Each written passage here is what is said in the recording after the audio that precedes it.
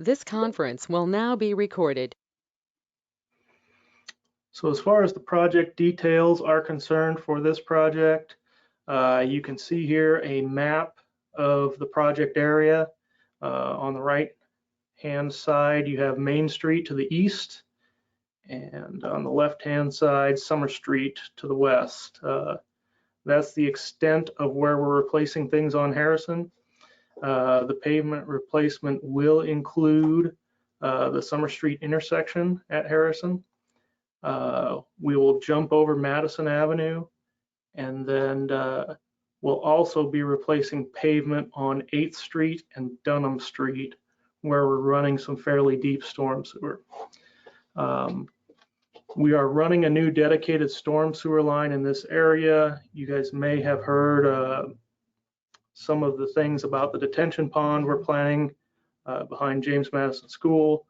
It is essentially going to contain some of that rainwater so that we don't just outlet 42-inch pipe into that stream, which would almost definitely erode the stream bed and maybe potentially cause some things down the line. But the detention basin there will prevent any of that from happening.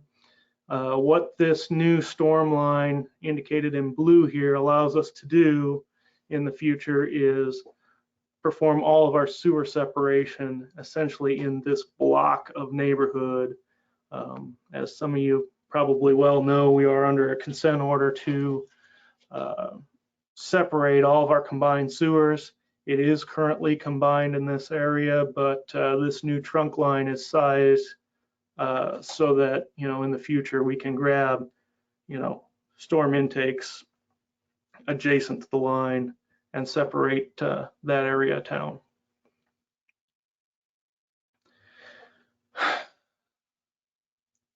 As far as cost on this, in case any of you guys are wondering, this was funded through our road repair and resurfacing budget. It is quite a bit bigger than the normal allotment that we get every year for this type of work, just because Harrison is such a big project in itself, and we have that added sewer separation component of it. So there's the breakdown of what we expect the cost to come in at. Early indications is that the bidding will be fairly competitive, so we might be a little bit under the total estimated cost of $5,064,000, but only time will tell. This project bids out March 1st and should get underway in early April.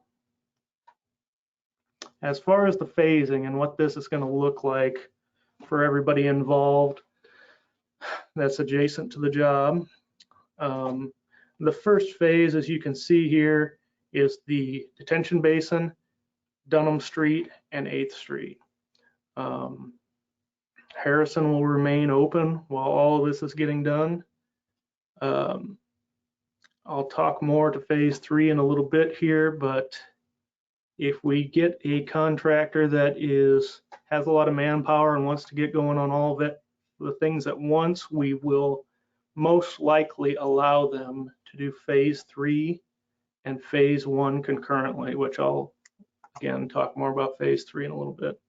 So again, phase 1 here is our detention basin and the storm line under Dunham and 8th Street, as well as the paving on Dunham and 8th Street. Phase 2 will consist of your paving between Main Street here on the right hand side and Madison over here on the left. So we are a little hesitant to say how long each one of these phases are going to be until we get the contractor and start coordinating with them. Typical construction, you're probably looking at a little bit longer on this first phase, maybe 3 to 4 months on it, just because of the depth of the storm sewer. It isn't going to move really quick. And then, the next phase will be a little bit quicker. Again, here's phase 3 in red. between just short of the Summer intersection on the left-hand side and just short of the Madison section on the right-hand side. Again, that section would not cause a whole lot more disruption if we were to allow it to go on concurrently with phase one. So that is an option, but I don't know that too many of the local contractors are going to want to take on both of those phases at the same time. So we'll be sure to keep everybody posted as to what happens. And then the final phase is the intersection of Summer and Harrison. There is a chance that that section of this project does not get done this year. That's the only one that potentially could get pushed out until spring of 2022. So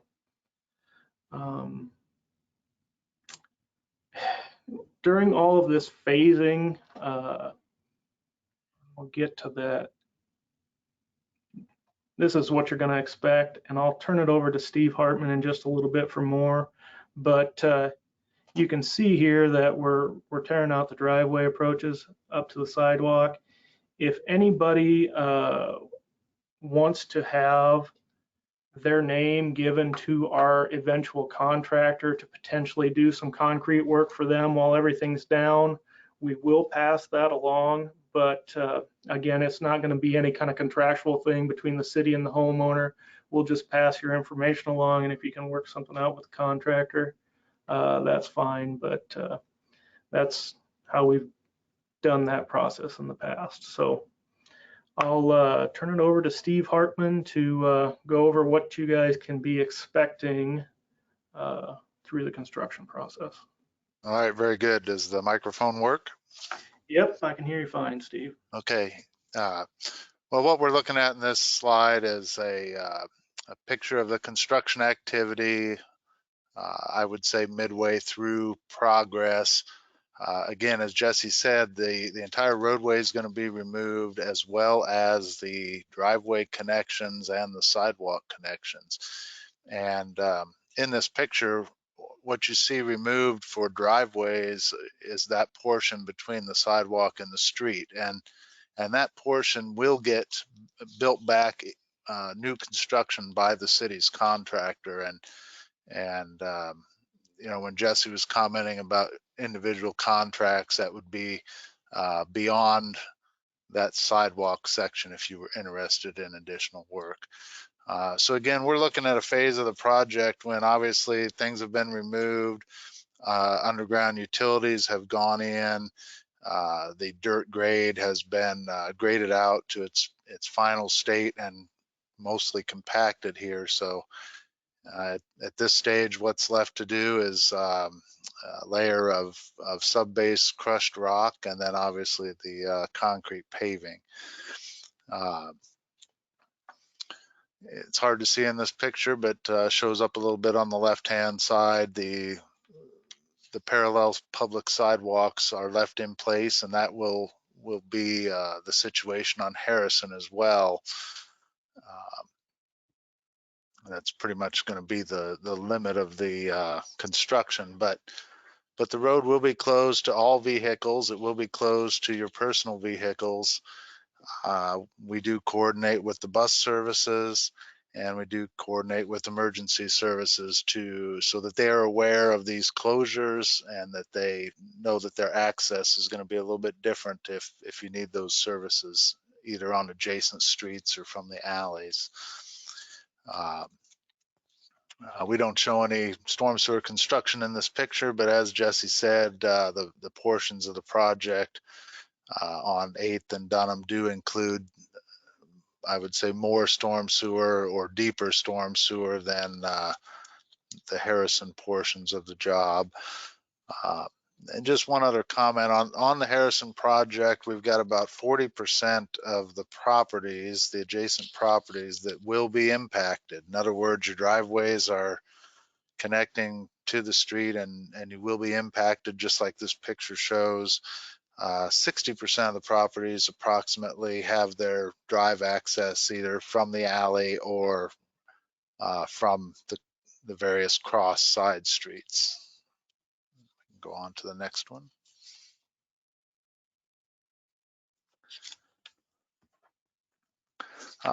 Here we just want to point out a little bit about, during construction, things get noisy, and the city does have in their code of ordinances some sections relative to noise and noise control.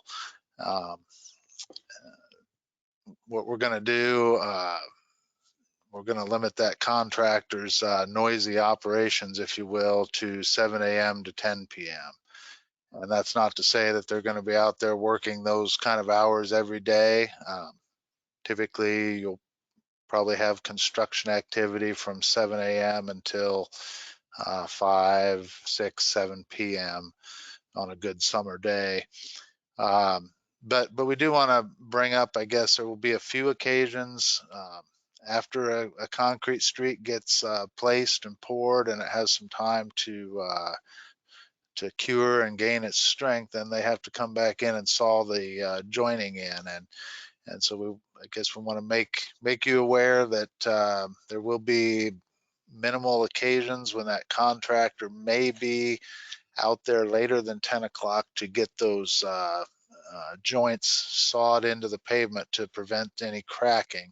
Sometimes that has to happen late when the paving itself extends late into the day. So I guess that's our point here. Just we're trying to be courteous to you as residents and as much as we can, but along with the disruption, there will be some noise.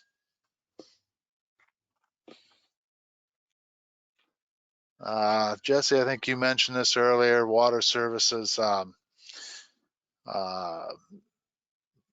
Most of the water services are copper in this vicinity. It sounds like we've got about 4 that the water company knows that are galvanized. We expect they could be problematic in the future. We don't want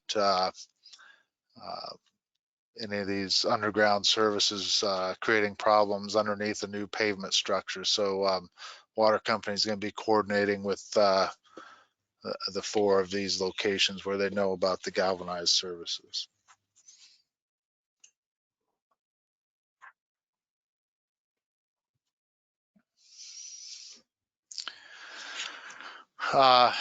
Accessibility.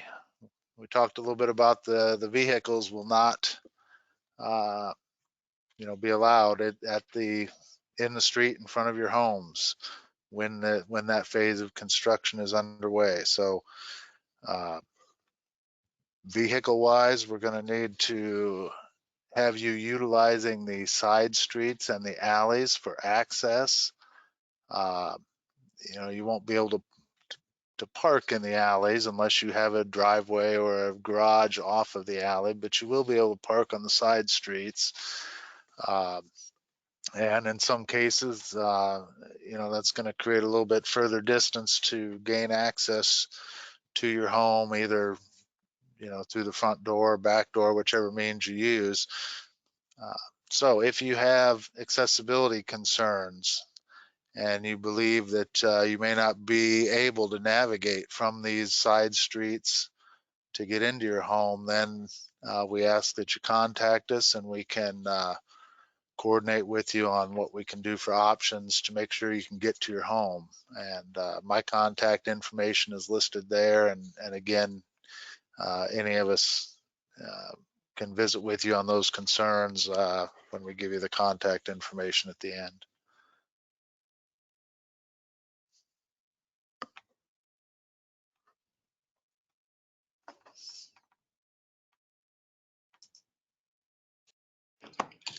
So we will have notification service specific to this project. We're going to send out notifications regularly regarding phase changes, major project developments, and other information that may be useful to you. You can sign up one of 2 ways. At the top of this website, burlingtoniowa.org/list.aspx, you can enter in your email address or your phone number, And then you can scroll down to Harrison Reconstruction and choose how you would like to receive updates, whether that's by email or text message. And if you have trouble with that process, you can just call our department at that number listed, and we can help you sign up that way. And as Jesse said earlier, we plan to keep you posted about a couple times a month regarding this information. Next slide.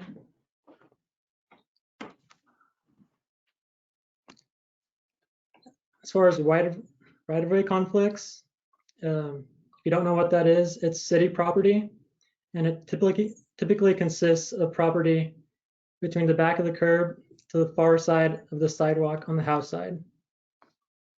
The right-of-way on Harrison is a bit different.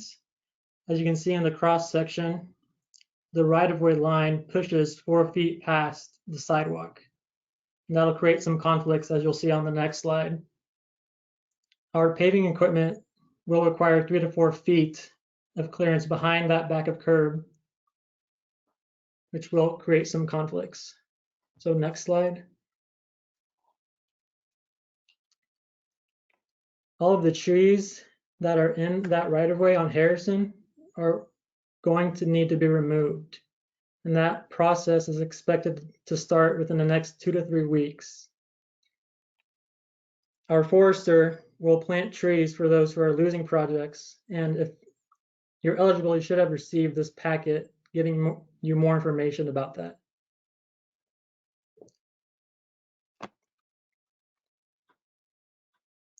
Some other right-of-way conflicts that will occur. Any landscaping items in that right-of-way that may be removed will not be replaced. So if you have anything that you want to salvage, you're going to need to do that before construction starts in April. As far as driveways goes, as Steve mentioned earlier, driveways outlet to streets that are being reconstructed will have that approach replaced, specifically the portion between the sidewalk and the road. Sidewalk will also be replaced at intersections to make curbs ADA compliant. And this will also include where driveways are being replaced. The remainder of the sidewalk won't be impacted or replaced, but they will stay open throughout the duration of this project.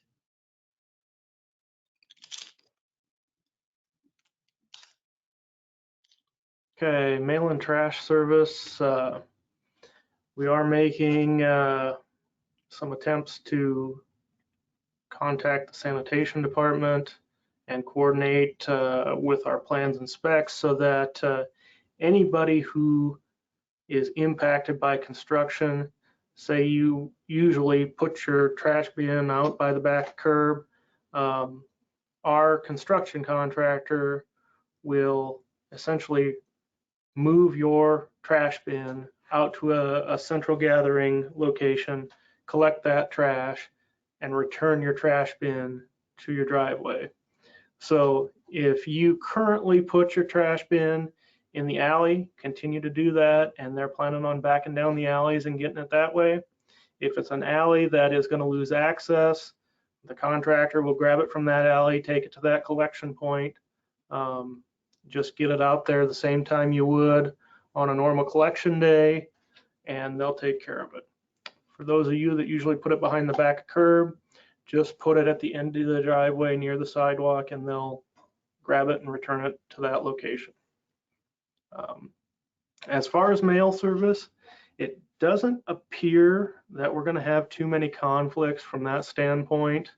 If you do have a mailbox that's outside by the back curb rather than a box up at your house, please let us know. I don't think we've identified any of them currently, but if you do have that set up, let us know, and we will make alternative arrangements for a temporary mailbox setup at a predetermined location where you can get your mail. Again, if things continue to develop or we have issues, we will be pushing periodic updates out through that notification system. And then grass disturbance, as we said, you know, in that 3 to 4 foot behind the back of curb currently, it's going to be taken down so the roadway can be put in. They'll put new topsoil back and then hydro seed that area. For those of you who aren't familiar with hydraulic or hydro seeding, it's essentially a mulch and water mixture that is applied over the seeded grass area so that it holds that moisture and allows that grass to grow. It's may not look like it, but it is a little bit cleaner than conventional seeding with straw, and it tends to hold moisture pretty well and prevent erosion. So that's the plan for reseeding throughout this project area. That was everything we had prepared for you, and I'm looking at the chat box now. We don't have any questions, but at this point, if you would like to unmute yourself and ask any questions, we'll do our best to get you an answer or prepare one here in the coming days. Jesse, what or eventually will you do, or will you do anything to the corner of Harrison and Madison? Anything at all? Eventually, we may, and I will try to bring up that corner so we can all look at it. Yeah, because the way you had it drawn out originally, it looks like nothing was getting touched at Harrison or at Summer. And then you said the part 4 of your work was going to be go back to Summer and do that. But I didn't see anything at Harrison and Madison. Yeah. Currently for this project, we are skipping over Harrison and Madison just because it's a concrete street and it's in relatively good shape. Okay. We are coming back with a grant project through Madison Avenue, not this calendar year, but next year, where we'll be doing some overlay work on both sides of Madison. But essentially here where you can see that it's concrete, we really do not have a ton of plans for it in the near future. Okay, thank you. Jesse. Yeah. I was coming into the meeting a little bit late, and I was wanting to know exactly what were you going to be doing in the area of the corner of Summer and Harrison? Okay. So essentially at Summer and Harrison here, we're going back to about the alley on the west end of Harrison and about to the extent of the current concrete on both sides of Summer. But what we're really doing here, we're upgrading all the ADA crosswalks so they're a lot more accessible. We are increasing the radius on a couple of these corners, mainly to allow for trucks to navigate through that intersection more easily to where they're not hopping curbs and tearing up everybody's grass. I don't know how much that happens, but I know I was out there for about 5 minutes and I witnessed it. So, and it is pretty tight when you run the numbers on truck turns through there. So primarily, and we're working on getting easement documentation from everybody, but primarily the biggest corner impacted is this northeast corner of Summer and Harrison. We've acquired some more right of way through there and it really gets opened up. So at the end of this, there'll be a little median area through here, but really what it's for is to allow truck turning, you know, on and off of Harrison from Summer. Okay. Approximately how much land on the south, it would be the southwest, yeah. I can probably pull it up. It's southwest, it really isn't much. It's maybe a sliver of a foot or two on this backside here. If it's something where that's your property or someone you're related to, I could send the documentation over to you, but I think that's already kind of moving, and we've sent some documentation out to someone at that residence. Okay. You said just the corner. Is it going to be affecting the north side of that as well? Up here? No, on the other side. Oh, here. Yes. Well, right on 1903. Yep. Yeah, That curb here, curb line. yes, sir. Yeah, that doesn't get affected really at all there. It's mainly just through the corner where we got to peel back a little bit of this curb and reconfigure the ADA landing. So Okay. it's 2 to 3 feet. I know at one time maybe it was you that I talked to. It was, yeah. We were talking about going quite a bit bigger, and that's not in the plans anymore. Okay. Yeah, I remember talking to you, and so that's what I was concerned about. Yep. No, it's only a foot or two here on the back side of this sidewalk. All right. Thank you, Jesse. Yep, no problem. Hey, Jesse, I have a question for you. Yep. I'm on 805 Harrison. My business is Halo Hair Studio. Yep. Okay, so I have a cement pad between the sidewalk and the streets, which most people have grass. Would you guys be repairing that section, or is that for me to do? Currently, we would not be planning to repair that. So that wouldn't be considered like a drive space like other homes? Yeah, I'm trying to navigate to you here, but my computer isn't liking it. Yeah, it would be essentially, I'll have to look at that a little bit closer for you. Okay. If we have service walks, and generally a service walk is just like a sidewalk that goes out to a mailbox or something like that, we will replace those. So it's kind of in that fine line between, a service walk and landscaping, but we'll take a little. Could I talk to you about that a little bit later and maybe do more of a service walk instead of an entire pad? Would that be? Yep, that would be something that I'm sure we would be able to accommodate with the project. Okay. Rather than a full, paving your whole front yard type of thing. Sure. No, yeah, I understand. I've been looking at that project myself for a while, and so anyways, I just thought I'd ask you about that. And also, how do I get my name on the list for the contractors for you to give? Just go ahead and shoot that to me by email. If you Okay. send me your name, phone number, and maybe email, I will pass that along once we have a low bidder. And like I said, I don't have a whole lot of, I can highly encourage them to contact you, but I can't really hold them to that. But I can pass your information along if that's something you're interested in. Okay, sounds good. Thank you. Yep. We did get a question in the chat here that I'll go ahead and address now.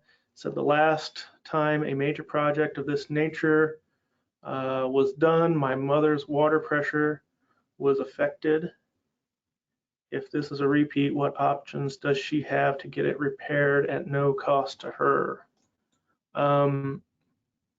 Really, if we're only replacing the pavement, there should be no real reason that the water pressure will be affected. I suspect that maybe when the last paving project was done, maybe they did some water main work in there. I could be wrong, but really this construction of this nature should not affect the water pressure. So.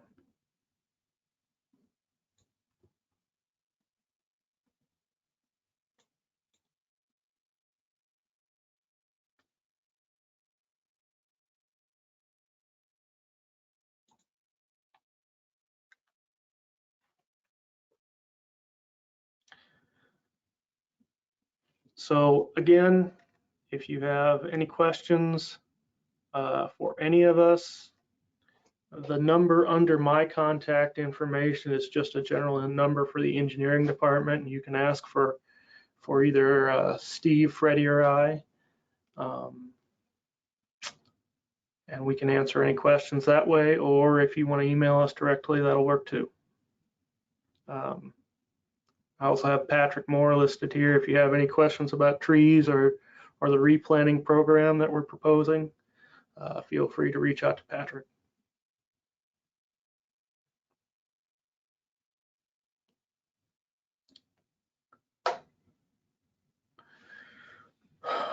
Well, give everybody just a little bit longer in case anybody is being shy about asking questions, but if not, we'll go ahead and wrap up.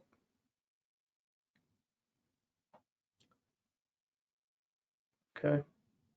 Again, thanks everyone for calling in. We appreciate your interest in the project, and you know, it's a long needed thing, and hopefully we get through it all and we have a nice road to look forward to in the near future. So thanks again, and we'll be in touch.